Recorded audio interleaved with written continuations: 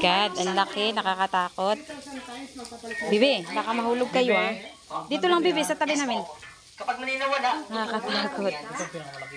hindi po nila kaya huminga sa ilalim ng tubig pero kaya po nila pigilin yung kanilang paghinga sa loob po ng 2 oras.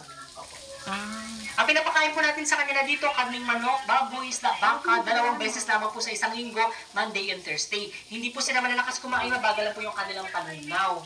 Kaya po nila mabuhay sa wild na walang kinakain po ng 1 taon sa wild. Ayan, cellphone mo, mahulog ah. Grabe, ang laki nito. No? Ayan. Si Hala. Makmak po ay nahuli po sa barangay Macarascas, dito lamang po sa Puerto Princesa City. Siya po ay nasa 17 feet long, kasi nakita po si Neo. Yung skeleton po na nandoon sa lobby. Siya po ay 70 to 80 years old. Nalalaman po natin yung kanilang edad, especially yung mga nahuli po natin sa wild, base na lang po yun sa kanilang sukat. Estimated na lang po, dahil ng crocodiles po, wala po sila mga birth certificate. Katakot. Katakot. Ito naman po si Ang laki. Kalayaan. Hey!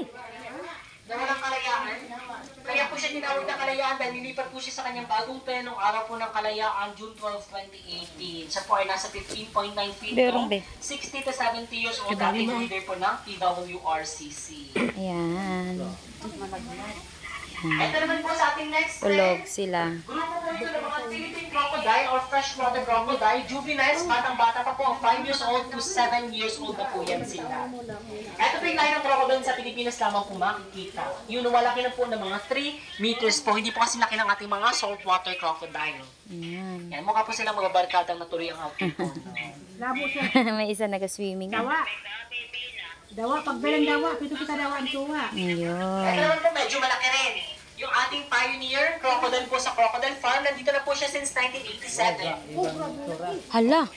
Ang laki. Hala. Ay, baka mabuslot kayo dyan. Siya po ay nasa 60 to 70 years old din po. Ay, matanda na to. Opo, si Kota po, pangalan niyo po Kota, kasi nahuli po siya sa Cotabato City.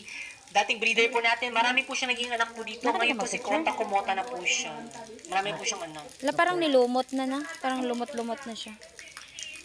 Grabing laki niya. Ang So laki kung niya napapansin niyo talaga. po, may mga pasa po siya sa kanyang mukha. Yan po ay mga pasa. Dahil crocodiles po, ginagamit po nila yung kanilang ulo panghampas sa kanilang kaaway, hindi po yung kanilang buntot. So si Kota po ay palaaway na. Nang-away na po siya ng ibang crocodile na kasama niyo po sa likod, kaya po siya nilipat dito. Hala, pahirapan din siguro maglipat nito, no?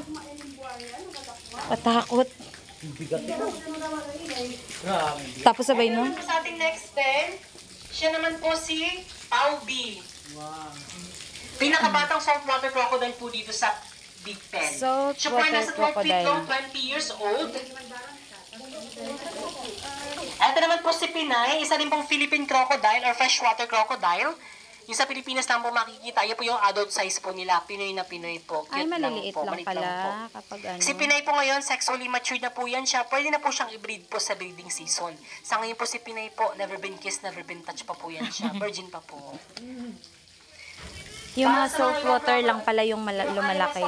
Hindi tayo sa ating nature park and reptile house. Lumistansya lamang po tayo ng 1 metro sa kulungan po ng ating mga animals. Okay po, so picture taking with crocodiles. Dito po tayo sa ating crocodile holding for the crocodile holding po. Picture taking with crocodiles po. Thank you so much. Good morning. Have a great day po.